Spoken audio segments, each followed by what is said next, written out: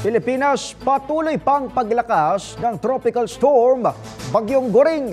Batay sa huling monitoring ng Pag-asa, huling namataan ng bagyo sa layong 225 km silangan timog silangan ng Basco, Batanes o 270 km silangan ng Calayan sa Cagayan. Taglay ng Bagyong Goring ang lakas ng hangin aabot sa 85 km per hour malapit sa gitna at pagbugsong aabot naman sa 100 km per hour. Mabagal na kumikilos ang bagyo sa direksyong patimog-timog kanluran. Sa kasalukuyan, nakataas sa Tropical Cyclone Wind Signal number 1 sa Batanes, eastern portion ng Babuyan Islands, kasama na ang Babuyan Island at Camiguin Island, eastern portion ng mainland Cagayan, kasama naman ang Santa Ana, Gonzaga, Lalo, Gataran, Baggao, Peña Blanca, Santa Teresita, Bugay, Kamalinюgan at Apari.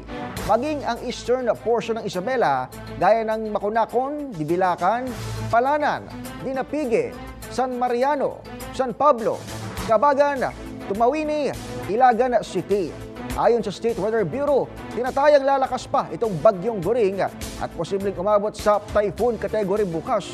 Hindi rin inalis ng Pag-asa ang posibilidad na ito ay maging super typhoon.